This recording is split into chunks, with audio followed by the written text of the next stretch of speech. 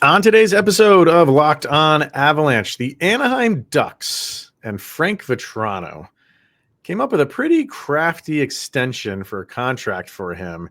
Is it something the Colorado Avalanche should look at with one Mikko Rantanen? Let's talk about that and a lot more. A new episode of Locked On Avalanche coming at you.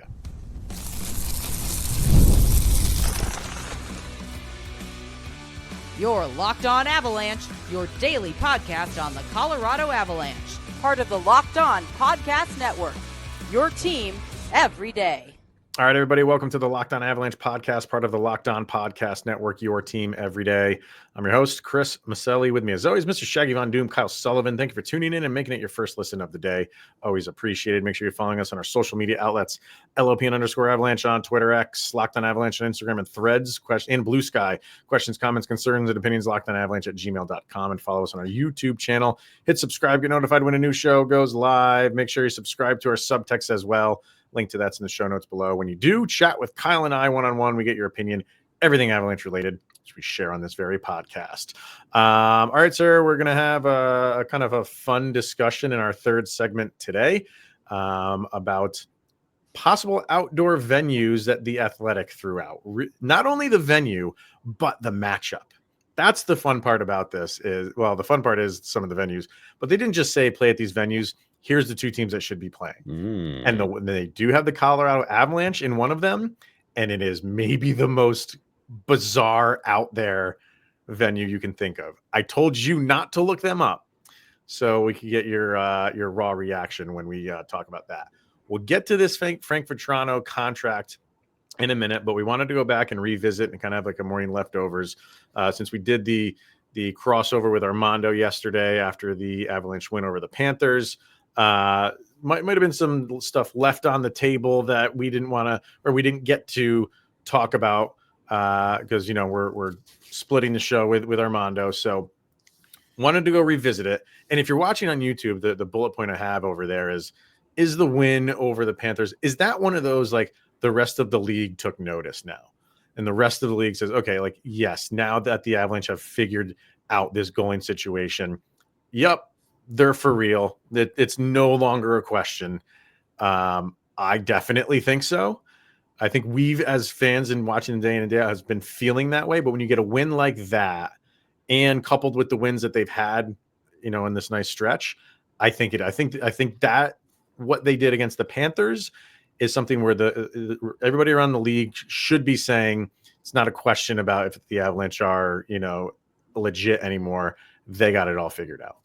My friend, my cohort, I was thinking that too when we were talking to Armando, and that wonderful intro they have over there. My God, that was nice one. Heavy metalish. Yeah, I was headbanging. I got to talk to the powers that be. See if we can get that ours changed. Yeah, like we were talking about the game, and I was like, yeah, this is a statement. This is a good team. And like when you hear them talking about the Panthers, like you're like, yeah, Panthers are good. Like this is what you want to hear. But then a day removed, nobody's really talking about it. Like in the moment, I was like, yeah, this is, you're going to be taking a look at the Avalanche as a contender now, and this benefits both teams actually. The league still isn't taking either team seriously. Like that win over like you see Avs beat Florida. You're like, of course, like Florida, they're going to mirroring a lot of what you said, Chris. Like they have that Tampa Bay mentality of get to the playoffs, they'll do their damage. Like, you're not looking at like a team that's vying for the President's Trophy. Like you're just like, okay, yeah, the Avs, they won. It's good to see them winning again, but it's not like taking over the league. And I think that benefits both teams because they could still sneak up on those teams who are still underestimating them. But I was expecting a ripple effect. Like, oh, here they are for real. And I just haven't seen that in the national media. I think what it could be is like, it's more of a silent acknowledgement of it than a public one. I mean, I think people maybe are thinking to themselves like, yep, okay, the Avalanche are, like I said, they got everything figured out. Okay, like that's, nothing new. They usually do. And, maybe to further that point about like things are all quiet on the home front. Mikko Rantanen's 14-point game streak that is maybe the quietest thing going on around the league. And the guy is just on a tear. And, again, it's the, Mikko doesn't get enough credit type of thing for the things that he does. So you might be right in that, like, I think that the people who are follow the sport day in and day out, they noticed that. Maybe you're more like middle of the road fan, like maybe they do notice it, but it's you're not getting it on like, social media, or it's now like blowing up the internet. That's not going to happen. But I do think maybe it is a more quiet, like mumbling that maybe they don't want to admit it. Maybe they're just tired of the Avalanche constantly doing this, and they don't want to like admit again, like, yeah, okay, the Avalanche are for real. We've always known that. It was just a matter of time. So it could be a little bit of everything here, but yeah. And an additional follow-up point I wanted to make that we couldn't really talk about, and it was kind of hinted at when it comes to the power play, something that stood out to me watching that power play. By the way, a big 0 for 4. Wonderful. And I saw it in a couple games, and it was every power play against Florida. It's like they're running the power play. It's hard to describe unless you're watching it, but take notice next time. It's like they're running it in reverse. Every pass is coming to the opposite shooting side. Like every time you don't see them line up for that one-timer. I saw Nathan MacKinnon have to like bring it back to a shooting side. Like every pass is going to the opposite side, and it's slowing down the entire power play.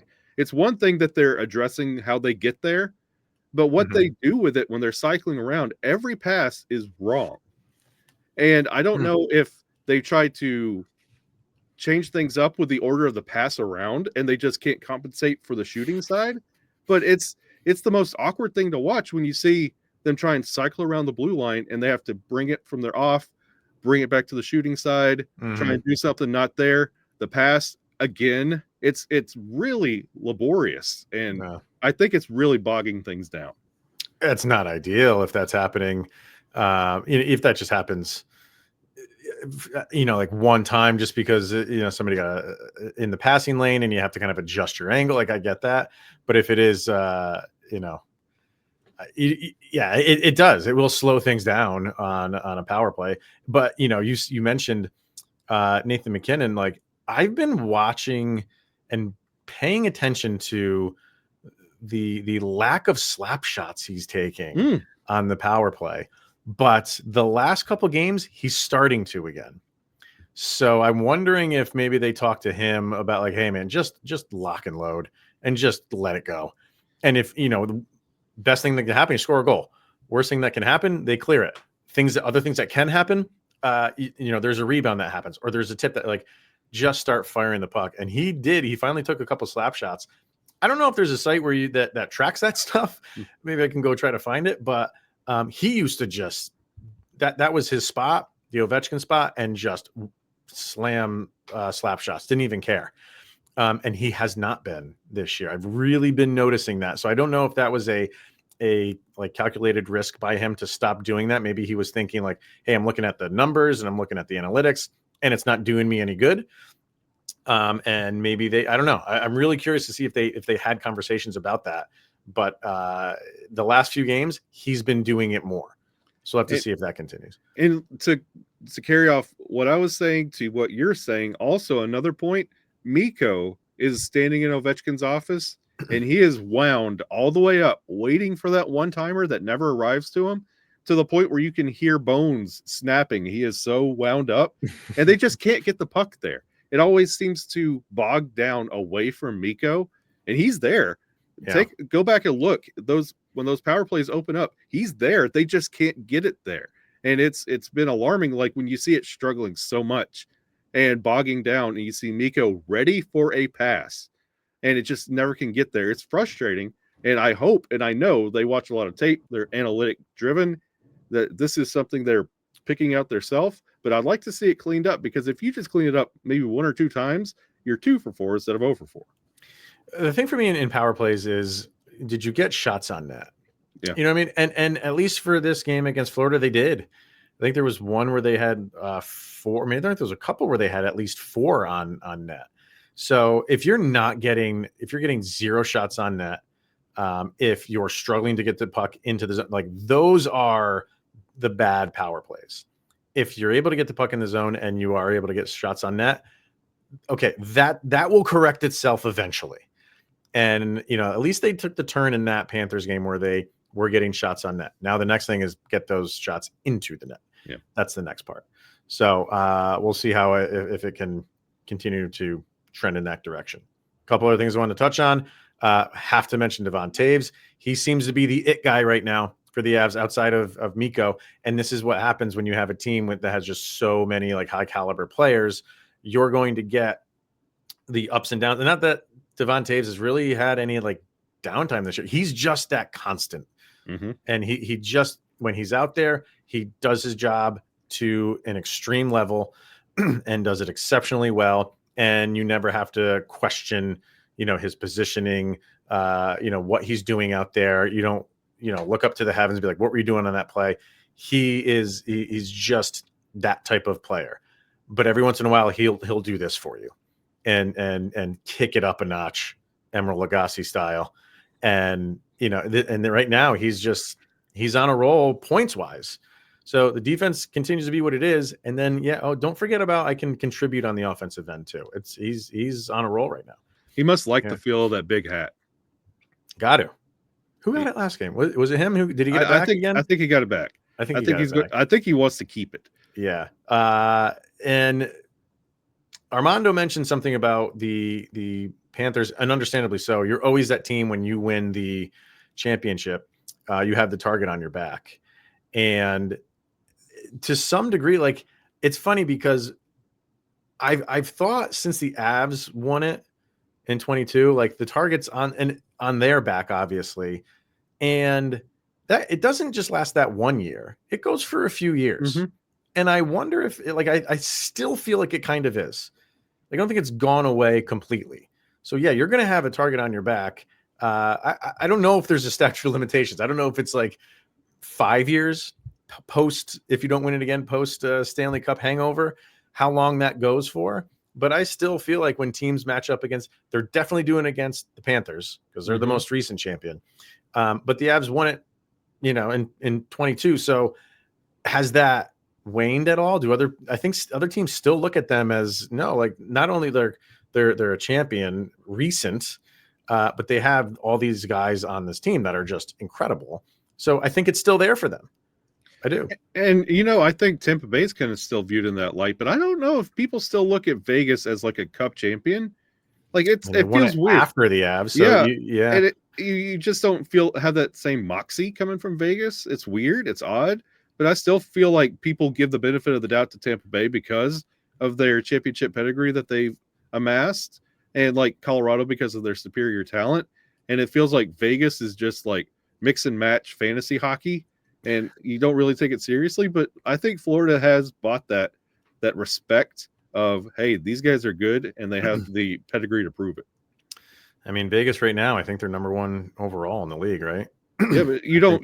So they're not the big, like, dominating, sexy pick that you would see all the time. No, but I think if you're a team, like if you're a players and you're going into it, it's going to be a challenge. It is. But I get what you're saying. For some reason, I think maybe that's because like you said, it is just like they constantly mix and match. It's not the same team and that's true for any team, but for Vegas it's exceptionally true because it's a revolving door over there. So and it's not homegrown talent like the Cale Makars and Nathan McKinnon. And the last thing I'll say, Mackenzie Blackwood, is if we can't say anything else, how great he's been since he's come over. Do you think he's feeling like I should have held out? Why did I sign this contract so early? If I continue to do this, I could have maybe got a little bit more. That's what I said when they locked that deal up, that, hey, they hit and they don't have to overpay him at the end of the year when he has this incredible run. Like he's maxed himself out with this deal, but he could command a lot more. He could have if he kept playing like this. So interesting to see if inside his head, if he's thinking like, maybe I jumped the gun a little bit too quickly on that one, the way I'm playing. So speaking of contracts, let's get our first break in and talk about this very interesting contract between the Anaheim Ducks and Frank Vatrano. And could it mean anything for Mikko? Probably not, but it's fun to talk about. But maybe. Let's talk about that next. Let's hear from FanDuel. From big upsets to game-winning drives, the NFL playoffs are better with FanDuel because right now new customers can bet $5 and get $200 in bonus bets guaranteed. That's $200 in bonus bets, win or lose. The FanDuel app gives you everything you need for live bets, same-game parlays, so much more.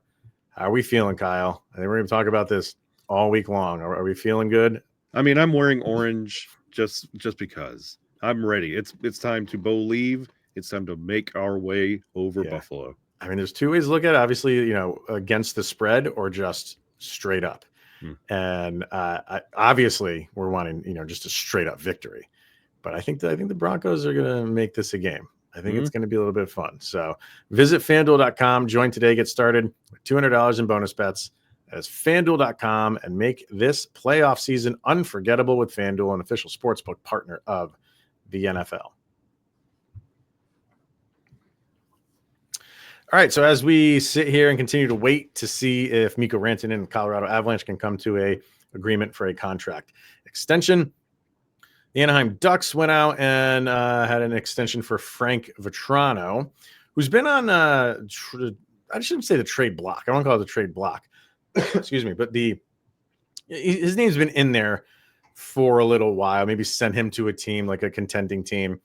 That's kind of been put to bed for a little bit anyway, because he said he wanted to stay, didn't want to go anywhere. Family's happy where they are right now, and the Ducks gave him a 3-year extension for $18 million total. The interesting part about this is there is deferred money here. So Vatrano will not get, so it's really a 3 times 6. It'd be a $6 million AAV. Because you defer money, stuff gets thrown around with numbers, however that works. They deferred money, and the cap number is like 4.65. So it goes down from 6 million down to 4. That's what goes against the cap. Now, the deferred money goes to him in 10 years. So starting in 2035, for another 10 years, out to 2045, he will make $900,000 a year after he has retired. So the main reason he's doing it is because Anaheim plays in California. California has some of the highest taxes in the country.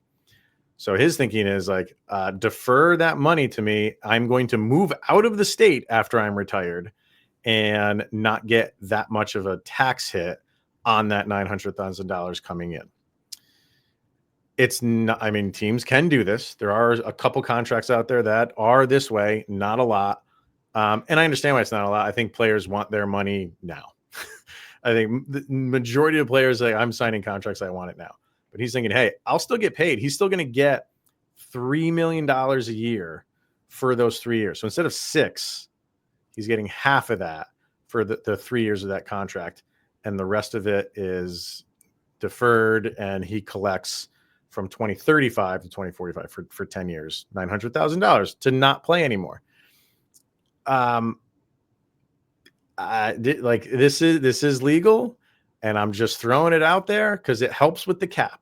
And if you're asking, well, what does that $900,000 in 2035 count against the cap? No, it does not. It does not. Where it comes from is from the player cut on the revenue. So let's start with, let me just get your thoughts on, like, would the Avalanche and Mikko Rantanen, if Mikko Rantanen was like, sure, defer money and it can help the team with the cap, I'll take money maybe after I'm retired. Is this something that they this is one of those things. Vatrano plays in California, who also is in the same state as Shohei Ohtani, who did a deal very similar, where Vatrano saw this and said, hey, that's a cool idea. Turns to agent. Agent says, we can make this happen. Now, Mikko, if Mikko is like, this is like a Bobby Bonilla thing. Like, why not? Like, $3 million a year, how will you keep the lights on? Like, come on. Like, once you get to that funny money, like, why not? You want to help this team? You want to go win cups, get some endorsements, get on the front of NHL 26, do a little deferment. Like, turn to Sakic, turn to McFarland, say, hey, you see that deal? What can we work out here? What can we do? I say, why not? I mean, from Mikko's standpoint, it's just getting all the money that you can get right now. Like, you're still going to get money. You just have to wait a while to get it. Does he want to do that? He's making $9 million a year now. Yeah. Like you're saying, like, he's not hurting for anything. So, and you'd be set up for your retirement years for a little while. You know what I mean? So, slap his name on a car lot. There's other money coming in. Yeah. Like you know, and he's big in his home country. So like he's probably getting endorsements from there. That's a big reason why Ohtani did that, because he's making ungodly amounts of money in royalties, and he doesn't need you know, it's nice to have what he's making, but he's financially stable to do that. Mikko is too, to a much lesser extent. But I don't know, like it's not, that's the thing about it, is like, it's not, Frank Vatrano's not worth $6 million a year. He's in the realm of the 4.65 or something that it comes down to. It got kind of, okay, that makes sense. We could go down that road. So, and the Ohtani one is very interesting, because apparently the state of California is not happy about that, because he hasn't said if he's moving out of the state, Ohtani. Spoiler alert, he is. But the state's like, that's $700 million that we're not going to get taxed for. This is, 18 million, which is still a good chunk of money. I'm not saying it's not just, apples and oranges here, but I don't think Mikko would do it for the tax reasons. No. I think Mikko would do it to help the team if he wanted to go down that road. But it's an interesting thing. There's a lot of people saying, like, oh, like, is this just going to have a domino effect? You're going to see more people do it. If a player is okay with it, the player has made a lot in Mikko's situation. He's just finishing up a contract where he made $9 million a year. He's fine. Is it something that they at least are looking at? I would have to believe it is. Is it something that they will do? I don't know, because not a lot of players or teams seem to be doing it. But I think you have to at least take a look at it. I mean, and it's like, you're being smart about it. You're guaranteeing yourself a financially stable future. We're in like Which 4 or 5 years. He could retire today and be financially stable. You have a little bit of a cushion, a comfort. Like, if you get hurt, that money's still coming in the future. Like, you don't have to have the Mikko Rantanen Invitational Tournament and hope or make an appearance here and there after your playing days are over just to scrap a couple pennies together. You got cushion going forward. Like the Bobby Bonilla life, you have $1 million every year. Like, that's nice. So why not, plan a little bit for your future? You're making good now. You're going to continue to make good as long as this team's good. You have the royalties coming from back home. Why don't you pad the future a little bit, help the team out, and win? And there is also talk of, is the league afraid that this is going to happen a lot now, and there's going to be all this deferred money, and is this going to get addressed in the next CBA? So you can't do 14-year deals anymore, so they have to do something. Yeah. I mean, if it becomes a problem, then they'll address it. Is it going to be as quick as the next CBA? I don't know. I don't think there's enough players doing it for them to really feel like they need to address it. But I think if you get a big name player like Mikko Rantanen doing it, then that's when I think the dominoes might fall. Not for like a Frank Vatrano one, but the big contracts, then maybe it'll happen. So we'll see. Be interesting. All right, let's get our last. What's that? Your McDavid's deal in Los Angeles for the Kings. Oh boy, that's what I'm telling you, man. That's where things are going to happen.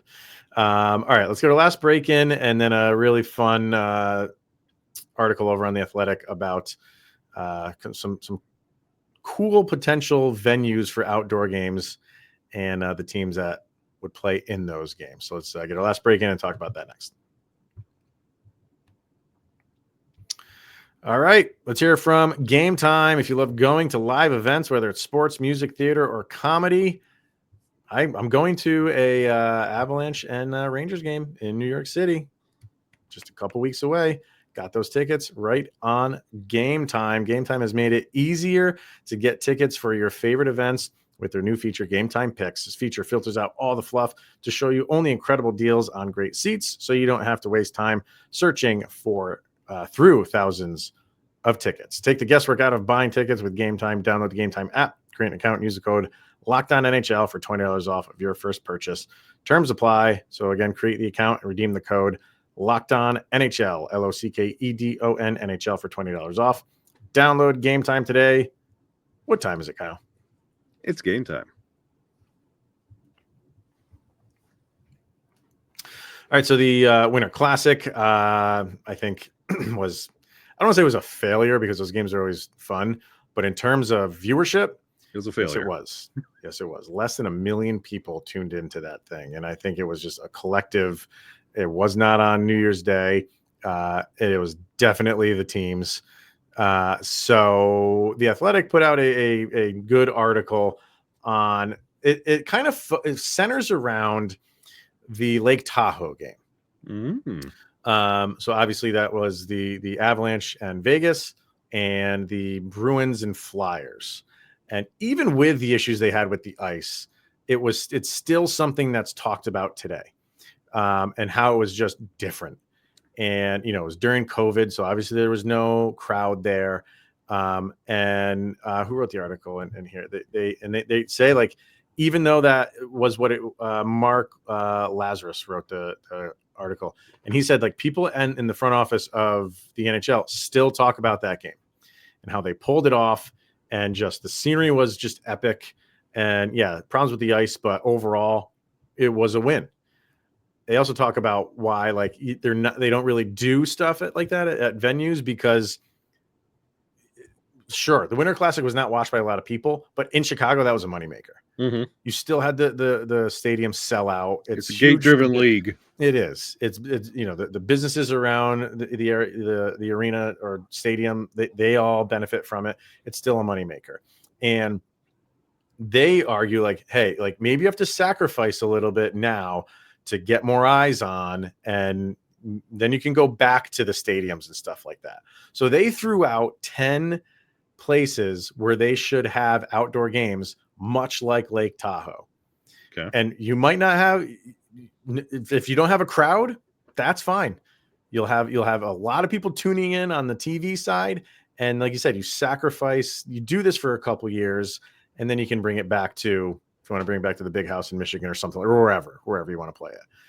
So these are, they throw out the venues and the teams. So we'll go through these quickly. And the very last one, the last one on the list here, is the Colorado Avalanche. And I'm telling you, the place that they have it is pretty awesome. So I'll go through these quick. If you want to make a comment, feel free. The first one they have is the Oilers and Flames. So the Battle of Alberta at Lake Louise, which is apparently just like Lake Tahoe. Beautiful. Been there. Beautiful. I see pictures all the time, but that would be like Lake Tahoe version 2.0. Yep. The Capitals and the Penguins at the National Mall. Oh, and God. That would be phenomenal. Oh, please. That would be epic. This one we've talked about before, and I think this one absolutely has to happen. They have the Rangers and the Islanders playing in Central Park in New York City. Beautiful. Oh, please. To me, that's a no-brainer. And if you want it, you could probably you could set up stands there. You wouldn't have 20,000 people, 50,000 people, but you could set up some bleachers there for people to watch that in Central Park. Do it at Christmas. Do it at Christmas time. I mean, if you do it when you normally do it, right around New Year's Eve, New Year's Day, it's going to be set up for Christmas. Have Macaulay Culkin drop the puck. That would be awesome. That'd be great. Keeping it in New York, but this is between the Sabres and the Maple Leafs, Niagara Falls. Oh, my Lord. Yes. And again, just think of that backdrop. God, that'd be awesome. Think of that. Unbelievable. Number 5, they have the Wild and Utah at Mount Rushmore. I don't know where I've never been to Mount Rushmore. I hear it's very small. Yeah, I've heard Mount Rushmore of all of the wonders of the world, that's the least like wow factor. Like you're excited to see it, and then there it is. Like, okay, now what do we do? I guess Then turn the car yes, around that's the perfect matchup for a big letdown of a monument. But it would, again, from a viewership standpoint, would be kind of a fun game to play a hockey game underneath. So there's that one. This is a great one. The Panthers and the Lightning, who are rumored to be having their an outdoor game next year, but this one right at Disney World. Oh my God, yes. Right in front of the castle. I don't know how they would. There's not enough room really to put a hockey, unless it's, I mean, it is elevated. You'd have to go over some stuff. Is it high? I don't know. I don't know how you would do it there. And you don't have good views at the Wide World of Sports because they do preseason baseball there. Do they? Yeah, at ESPN Wide World of Sports at Disney World. At Disney, yeah. Braves used to play there all the time. Yeah, I mean, it would be, you'd have to maneuver some things around. I don't know how you would get a puck right in Disney World, especially like Magic Kingdom, but and I mean, it'd be fun. ESPN, ABC. You could do a lot with that broadcast. They can make it work. They have the Blackhawks and the Red Wings, and they even say, yeah, get all your jokes out with the Blackhawks in another game. But Grant Park, which would be cool. Again, scenic. You put both of them in a trash barge and float them down the river. The Kings and the Ducks at Santa Monica Pier. Oh man, yeah, that would be cool. God, that would be at night, like evening, like right when the sun's setting. Yeah, that would be really, really cool. The Canucks and the Kraken at Stanley Park. Now that would be great because that's what the the governor, Lord Stanley, is. That's his park. So it's named after. So yeah, go back to. That'd be some cool jerseys too. That would be. Yeah. I didn't even think about jerseys for any of these until you just said that. And now I'm on the 10th one, which is the Avalanche. They have the Avalanche and Sharks. And imagine the jerseys for this one. Like you said that at perfect timing. The Colorado Avalanche and the San Jose Sharks at Alcatraz. And have Metallica play. Oh, even better. Oh man. Come on now. I'm in. Make it happen, NHL. That would be, and the first line of their blurb is like, you want ratings? Yo, that will be wall to wall coverage, and people will be tuning in just for that. What was it? The NHL Frozen Frantic, because I think Metallica filmed Frantic, the music video. Was it Saint Anger? I think it was Saint Anger. Yeah. Oh, beautiful. I mean, you could do so much with that. That'd be awesome. Come on. Like loser stays there. You're playing for your life. Your AHL team has to come up and play your next. You have a 1 week sentence that you have to serve. Oh, that'd be hilarious. The McKenzie Blackwood Bowl. I think all of these are really good ideas, man. Like, I think the league, I love the outdoor games. Yeah. I think maybe it's wearing thin for a few people. They're not going anywhere. The league has said, like, we are not going to stop doing these. So maybe you have to get a little bit more creative here. And I don't think they will. I don't think they'll go back to doing something like Lake Tahoe because it comes down to dollars and it comes down to money. And if they can't make, I think in the article they said when they did play, I think at Michigan, it was $20 million in the pocket of the NHL. That's tough to go turn and say like, hey, we're going to go play a game where nobody's going to be there. And for a league that, needs to bring in money, I get it. Maybe have two of them. I mean, you already have multiple outdoor games. It doesn't have to be the Winter Classic. Do some interesting things every once in a while. Yeah. The easiest, this is the answer for your bonus 11th game, Kings and Knights in the Sphere. Could you play? You could. Wow. That'd be really cool. Kings and Knights in the Sphere, crazy jerseys in the Sphere. Big enough? Is it big? Like the floor is the floor. Can you take those seats out? Yeah, move them back. Like you don't need really like that much of like crowd, and constantly change the scenery. Go back to like the origins of the NHL, and like maybe every period or every commercial break, it's a new era of the NHL. Mhm. Like you could really get crazy with the Sphere. Being a deadhead, I know. And like that would be really no muss, no fuss. You don't have to worry about things melting. You have control over it. You could really I mean, imagine if you were a player and playing a game inside the Sphere. How would you be able to concentrate and to be looking at everything all around you? you just keep it like a static like view, but every time it comes back, it's like a different static view. It's crazy. Yeah. And you can do it in Vegas. They did the first outdoor game, the Rangers and the Kings, and it was a preseason game, was in Vegas, right outside Caesar Palace. And it was like 95 degrees that day. And the ice held up. So you can do it there. They're going to do it in Florida apparently next year. So get creative. And I feel like the NHL is creative, but when it comes to the outdoor games, let's infuse some like new life into the outdoor games. Any one of those in that list would do it. They play basketball there, so you could play hockey there at Alcatraz. The Sphere. Right. They did NBA. I think it was a preseason tournament. I want to say did they really like a COVID thing. Yeah, they played basketball there. All right, make it happen. Let's do it. You heard me, Gary? Yeah, we'll start the board. We can start it. Yeah, we'll do it right now. All right, that's going to wrap it up for today, everybody. So we'll be back tomorrow and discuss this Avs game against the Blackhawks. Who's going to start in net? Are they saving Blackwood for the second game against Minnesota, or is he the first game against the lower seeded Chicago Blackhawks? Keith Middleton in net. Why not? Why not? I love it. I love it. He can just stand there. So, All right, we'll be back tomorrow to talk about the game against the Blackhawks and anything else that happens in Avalanche Nation. For now, thank you for tuning into this and making it your first listen of the day. Always appreciated. He is Mr. Shaggy Von Doom, Kyle Sullivan. I am Chris Maselli. This is the Locked On Avalanche podcast.